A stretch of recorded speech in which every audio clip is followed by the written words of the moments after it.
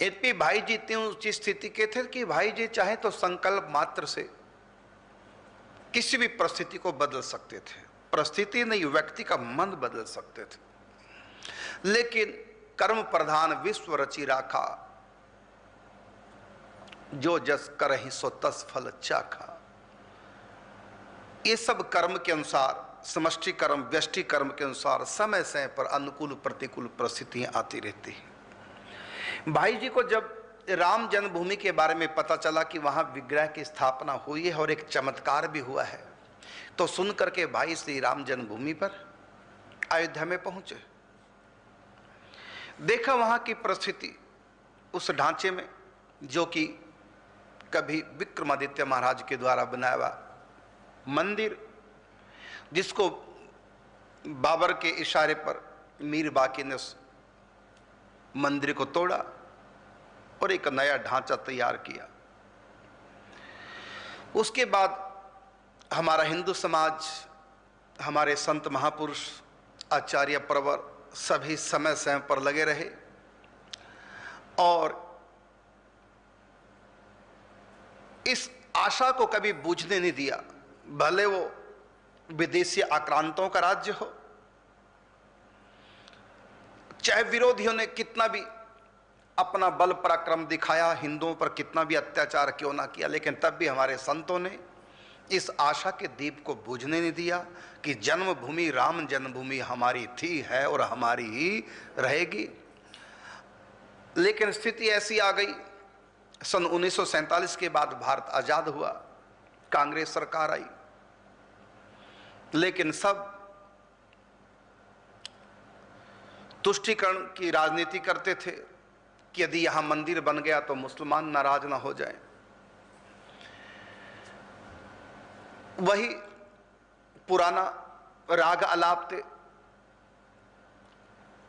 कि खून खराबा हो जाएगा कुछ भी निर्णय लेंगे तो, और लटका के रखा और वोटों की राजनीति खेलते रहे।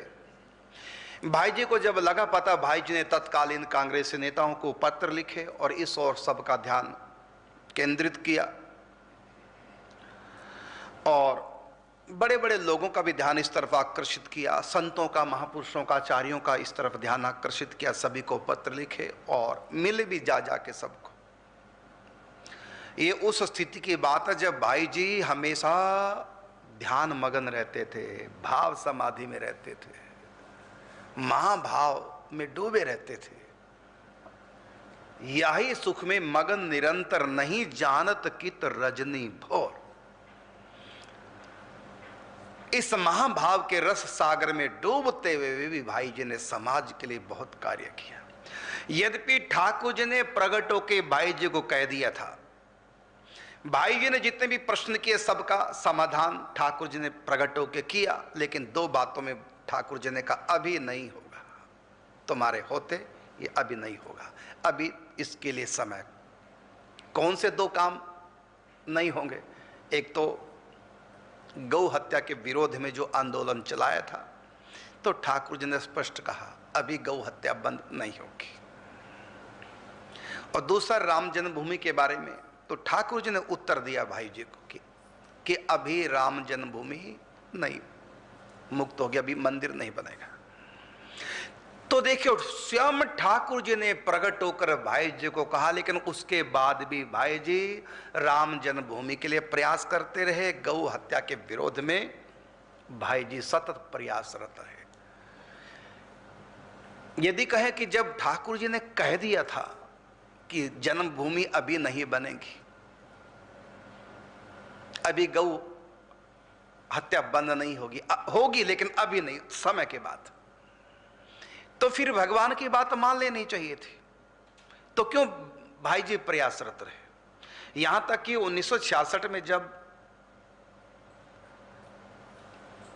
आंदोलन दिल्ली में जब किया गया, इसमें श्री करपात्री जी महाराज, बड़े बड़े आचार्य सब थे, भाई जी भी थे। जब गोली कांड हुआ था, संतों पे गोली चला दी थी कांग्रेस ने, उस समय भाई जी वही थे। तो प्रश्न उठता है कि जब जन्मभूमि अभी नहीं मंदिर बनेगा, भाई जी के होते गौ हत्या भी बंद नहीं होगी, तो फिर भाई जी ठाकुर जी की हाँ में हाँ मिलाकर पीछे हट जाते ना, क्यों प्रयास करते रहे? इसका उत्तर यह है, यदि डॉक्टर कह दे कि कैंसर है, लास्ट स्टेज है, तो क्या करें फिर? बोलो। किसी के बारे में अपना कोई खास व्यक्ति, माता पिता बेटा पति, कोई भी अपना खास है, डॉक्टर ने कह दिया अब हमारी बस का नहीं, घर ले जाओ, तो क्या करें? घर ले जा करके उसको मरने के लिए छोड़ दें? जब उसको मरना ही है, डॉक्टर कह रहे हैं जब मरना ही है तो क्या करें? मरने दें कि कुछ ना कुछ हाथ पांव पटकते रहें, कि छोड़ दें? मरने दो इसको, मरना तो ही है, भोजन पानी भी, हुक्का पानी सब बंद कर दो। क्या ऐसा करें क्या? फिर भी हम लगे रहते हैं। इसी प्रकार से कलयुग अपना काम करता है, हम अपना काम करें। पता था कि मेरे होते जन्मभूमि मंदिर नहीं बनेगा, पता था भाई जी को, ठाकुर जी ने कह दिया था, लेकिन फिर भी भाई जी प्रयास रहते रहे। कलयुग कैसा आएगा सबको पता है, कैसा है सबको पता, ग्रंथों में लिखा है, तो क्या करें फिर? कलयुग को आने दें। ब्रह्म वैवर्त पुराण में लिखा हुआ है, प्रकृति खंड में लिखा हुआ है, कलयुग के 5000 साल बीतने के बाद जमुना जी, गंगा जी वापिस चली जाएंगी। गंगा एक नहर बन के रह जाएगी, जमुना एक गंदा नाला बन के रह जाएगा। ये कलयुग का प्रभाव। और पूज्य श्री रमेश बाबा कितना प्रयासरत हैं, जमुना जी पवित्र हों।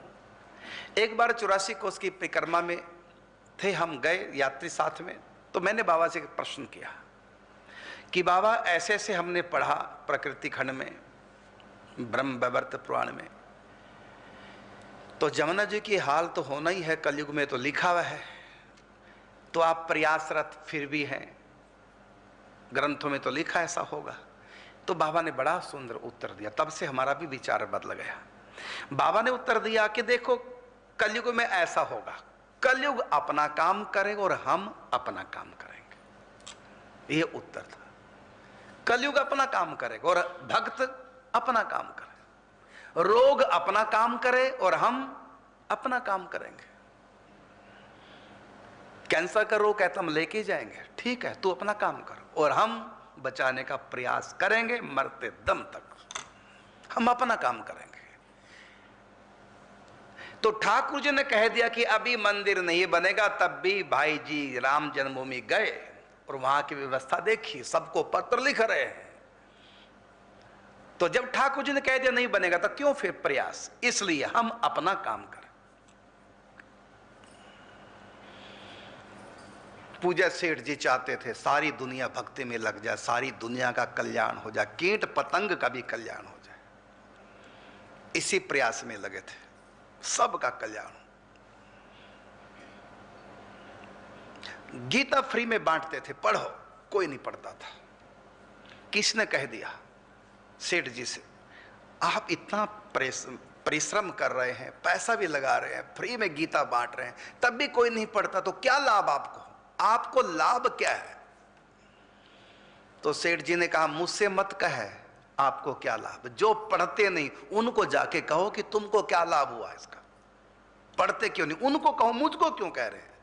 तुमको क्या पता मुझको कितना लाभ हो रहा है?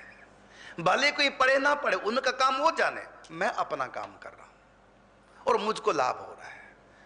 चाहे एक भी व्यक्ति गीता ना पढ़े, लेकिन गीता बांटने का मुझको लाभ हुआ है, हो रहा है, आगे भी होता रहेगा। मैं अपना काम करता रहूंगा, पढ़ना ना पढ़ना उनका काम, लेकिन उन तक पहुंचाना मेरा काम। प्रत्येक भारतीय के हाथ में गीता पहुंचाना मेरा काम। गीता प्रेस की स्थापना कर दी, सस्ते में गीता सब जगह स्टॉल लगाए गए। तो कलयुग अपना काम करेगा, लोग अपना काम करें और हम अपना काम करें। तो भाई जी गए 1949 में, वो वहां मीटिंग बैठाई, बड़े बड़े संतों को बुलाया, विचार विमर्श हुआ और उसका लाभ भी हो गया। क्या? तत्कालीन जो सिविल जज थे वीर सिंह जी, उन्होंने लिखित में दे दिया निर्णय कि जन्मभूमि का निर्णय क्या होगा ये तो बाद में देखा जाएगा, बाकी इसमें जो रामलला है स्थापित रहेंगे और उनकी पूजा होती रहेगी, इसमें कोई रोक नहीं। ये लाभ हुआ।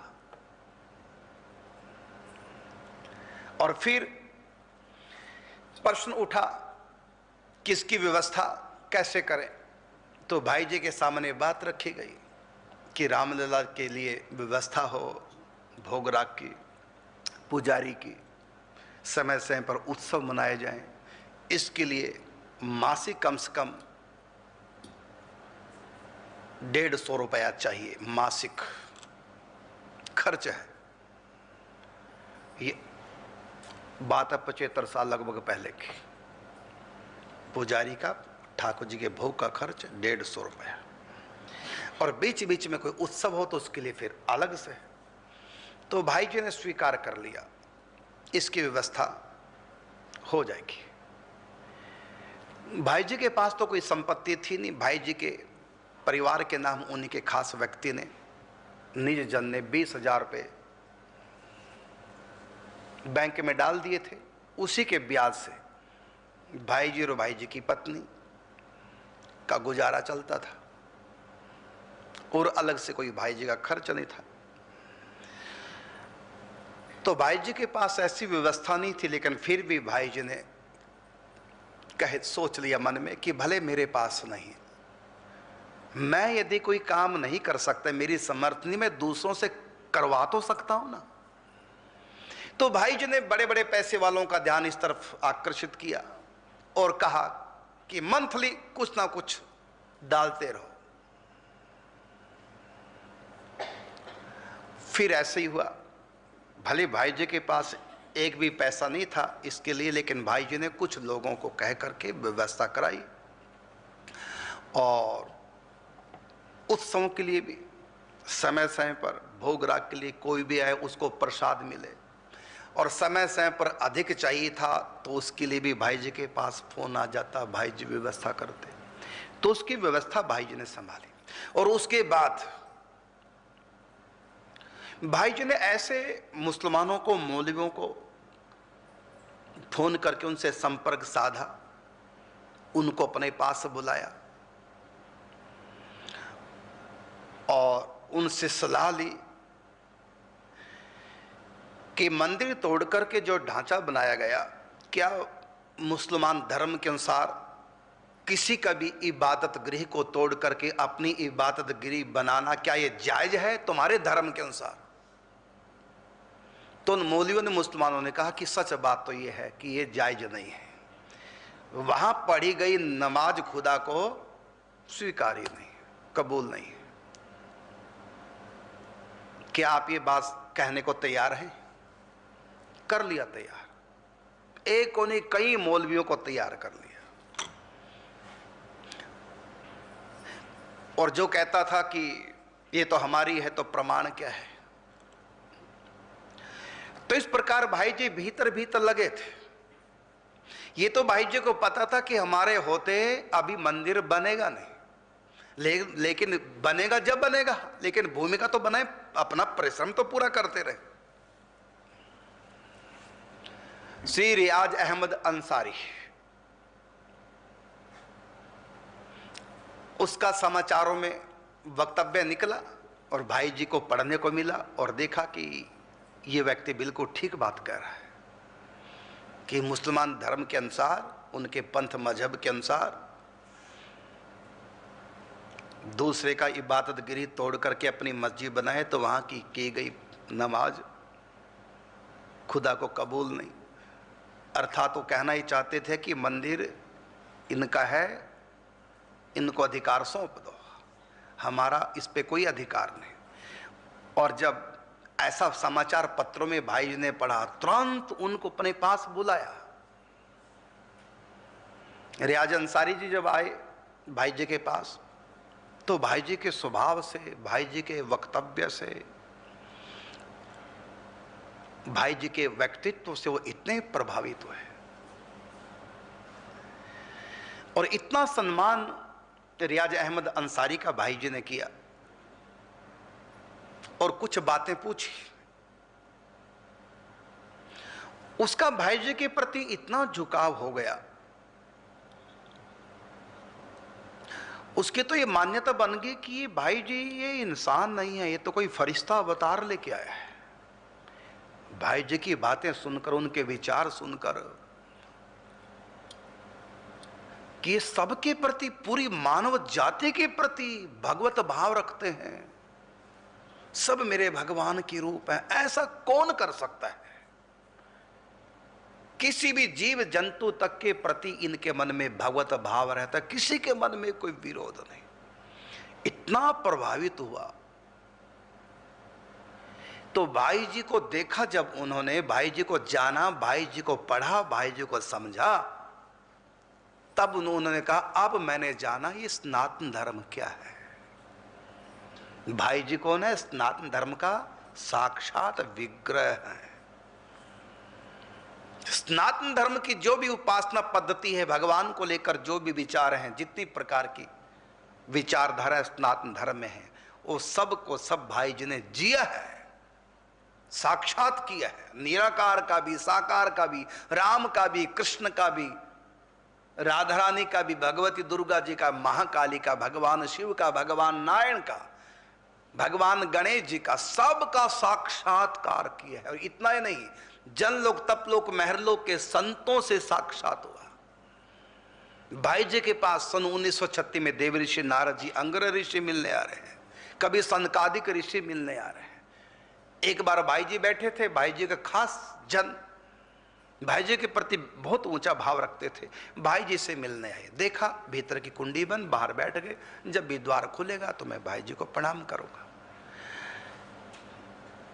काफी देर बैठे बैठे बैठे अचानक सुनने लगे कि भीतर 4-5 व्यक्ति बातें कर रहे हैं। बातें क्या कर रहे हैं ये पता नहीं चला, लेकिन आवाजें आ रही हैं 4-5 लोगों की। ये अचानक कैसे? अब तक शांति क्यों थी, अचानक बातें। भाई जी की आवाज तो बिल्कुल समझ में आ रही थी। 15-20 मिनट तक बातें हुई, अचानक फिर शांत, अचानक आवाजें बंद। ये अंदर कौन है? पूछा अंदर कौन? तो कहा कोई नहीं, भाई जी अपन साधना में बैठे। किससे बातें कर रहे थे? और जब शांति हुई दोबारा से एकदम, फिर थोड़ी देर बाद अपने आप ही कुंडी खुली भीतर से। भाई जी की कुंडी खुली, आधी आंखें खुली आधी बंद, जैसे नशे में थे, नशे की स्थिति में। आओ भाई आओ। उसने कहा कि भाई जी आप यहां कौन था, किससे बातें कर रहे थे? भाई जी पूरे नशे में भूल गए कि बातों को छिपाना है, नशे में थे ना उस समय। उस समय छल कपट फेरे भी तो सब होता नहीं, क्या छुपाना क्या नहीं छुपाना है ना। तो एकदम बोल पड़े, अरे वही थे सनकादिक ऋषि आए थे। और थोड़ी देर बाद 2 मिनट के बाद जब उनका नशा सब उतर गया भाई जी का, अब उसने फिर दोबारा पूछा। इतना कह के भाई जी बैठ गए, नशे में थे अभी। 2 मिनट के बाद फिर भाई जी से पूछा क्या बातें हुई थी? तो भाई जी बोले जब पूरी होश में। कौन सी बातें? कि अभी तो आपने बताया था सनकादिक ऋषि। अरे मैंने कहा था। तो भाई जी समझ गए कि नशे में मेरे मुख से निकल गया, तो तुरंत बोले किसी को बताना नहीं, ये चर्चा किसी को करना नहीं।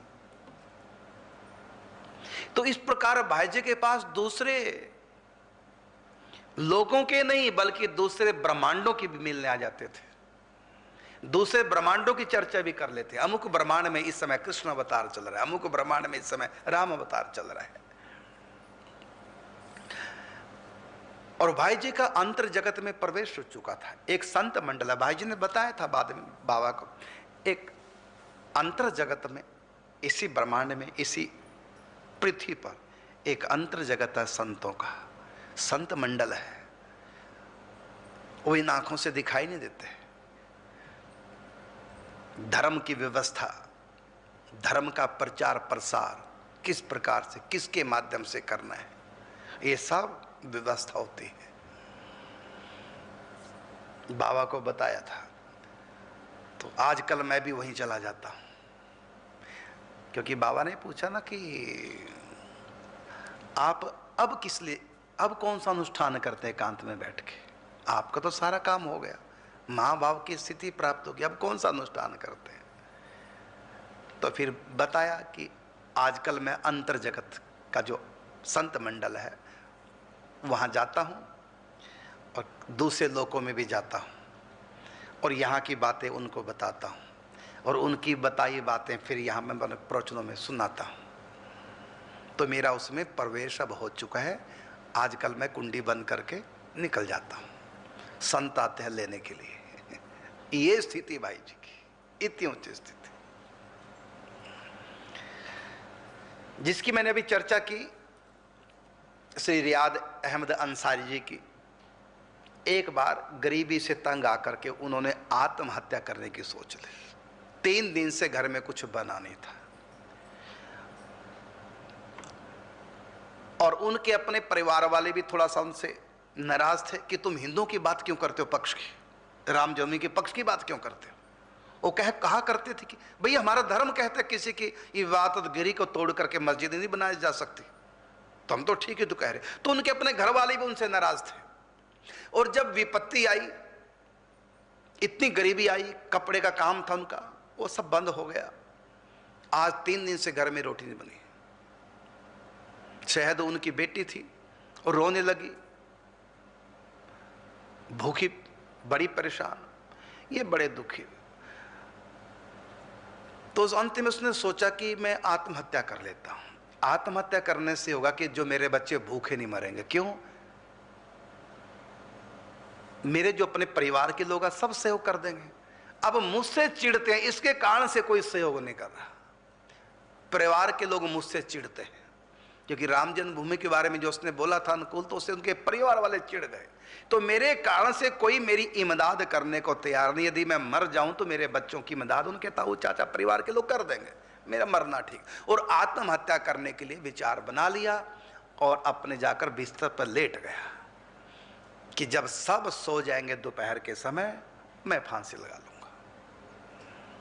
लेट गया था और परिवार वालों के सोने की इंतजार कर रहा था और अचानक किसने कुंडी खटखटाई। उठ करके कुंडी खोली अंसारी जी ने। जब कुंडी खोली देखा कार खड़ी है और उसके द्वार के बगल में भाई जी।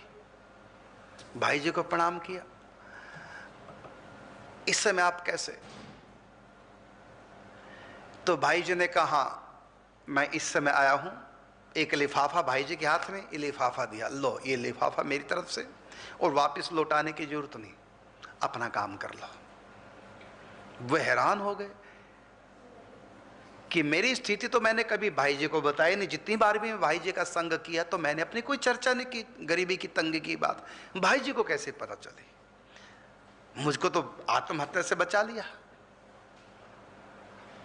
और कहा लौटाने की आवश्यकता नहीं, अपना काम चला लो। और ऐसा है कि मैं 5-10 दिन में और दे जाऊंगा।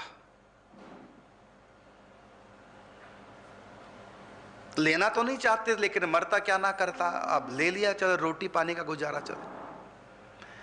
और जब भाई जी जाने लगे तो जाते समय कहने लगे अरे एक बात और ध्यान रखना, मेरी बात ध्यान से सुनना। जो तुम जो सोच रहे हो ना पड़े पड़े, तुम्हारा कोई अधिकार नहीं इस शरीर को नष्ट करने का। वह हैरान हो गए। आत्महत्या की बात तो केवल मैं जानता हूं, मेरे सिवा किसी को पता ही नहीं। अभी बस घंटे 2 घंटे बाद मैं आत्महत्या करता, ये भाई जी को कैसे लगा पता? वो तो हैरान हो गए। हाथ जोड़ के लोग बोले भाई जी आप मनुष्य नहीं हैं, आप तो फरिश्ता है, फरिश्ते। हैरान हो गई भाई जी को कैसे पता चला। फिर पूछ लिया कि मेरे चित्त की बात आपको कैसे पता चले? तो भाई जी इतने ही बोले देखो जहां विशेष प्रेम होता है ना तो दूसरे की मन की बात दूसरे में आ जाती है। ऐसा टाल के बात और हंसते हुए भाई जी वहां से निकल गए। और 20 दिन के बाद जब उसने खोला ना, वो भाई जी के जाते जब खोला उसमें 2000 रुपए थे। सन 1950 की बात है, मैंने 74 साल पहले 2000 रुपये थे। और 20 दिन के बाद फिर मनी ऑर्डर आया भाई जी की तरफ से, उसमें 8000 रुपये थे। 10,000 से उसने अपना काम चलाया, कपड़े की दुकान फिर खोल ली। क्या विचित्र हस्ती थे भाई जी। भाई जी को सब पता चल जाता कहां पर क्या हो रहा है, लेकिन जो भाई जी के प्रति श्रद्धा रखते हैं उन्हीं की बात भाई जी तक पहुंचती थी, सूक्ष्म जगत पहुंचा देता था। देखो श्री अग्रदेवाचार्य जी चंद्रकला सखी के भाव से भावित होकर के सीताराम जी को फूलों का श्रृंगार धारण करा रही हैं, आंख बंद करके चिंतन में। और समुद्र में जहाज डूब रहा था, वो अग्रदेवाचार्य जी के शिष्य थे, गुरु जी को पुकारा तो वो बात गुरु जी के अंदर प्रकट हो गई। डूबता हुआ जहाज गुरु जी देख रहे हैं। और यही नहीं प्रकट हुई, उस संत की सेवा करने वाले पूज्य श्री नाभा जी जो पंखे से हवा कर रहे थे, उनके चित्त में भी वही स्थिति। वो भी जान गए, वो जान गए गुरु जी के मन में क्या चल रहा है, और गुरु जी जान गए कि समुद्र में जहाज डूब रहा है। और उस संत ने, पूज्य श्री नाभा जी महाराज ने यहीं से पंखे का इशारा करके जहाज को किनारे लगा दिया। ये सब क्या है, कैसे संतों को पता चल जाता है? इसका अर्थ है श्रद्धा की तारें जब संतों से जुड़ जाती हैं, श्रद्धा की तारें जब संतों से जुड़ जाती हैं, तो जो श्रद्धालु होते हैं, जब भी उनके पास कोई भी दुख सुख की परिस्थिति आ जाती है, संतों के हृदय में भी वो प्रतिबिंबित तो होने लग जाती है। मैं आपसे फोन करूं तो नंबर मिल जाएगा, क्योंकि सूक्ष्म तारें जुड़ी हैं। इसी प्रकार यहां संतों से कैसे जुड़ा जाता है? श्रद्धा के बल पर। पूर्ण श्रद्धा हो तो साधक के चित्त की स्थिति जब वो सामने आता है तो संत के पास प्रकट हो जाती है। इसी प्रकार भाई जी जान लेते थे, और सामने ना भी हो कोई भाई जी को याद करे तो उनको पता चल जाता। उस समय नहीं, आज भी मैं कम से कम महीनों रोया था भाई जी के लिए, जब भाई जी का पूरा चरित्र मैंने पढ़ा था, जब मैं बरसाने रहा करता था। बहुत रोता था भाई जी के लिए, इतना भाई जी के प्रति श्रद्धा हुई। देखो भाई जी वहीं लगातार 3 दिन प्रकट हुए, एक दिन नहीं। तो उस समय नहीं, आज भी कोई भाई जी को याद करे, यदि वो भाई जी उन पर डर जाए, कृपा करें, रीझ जाए, तो आज भी भाई जी प्रकट होकर के उनका समाधान कर देते हैं।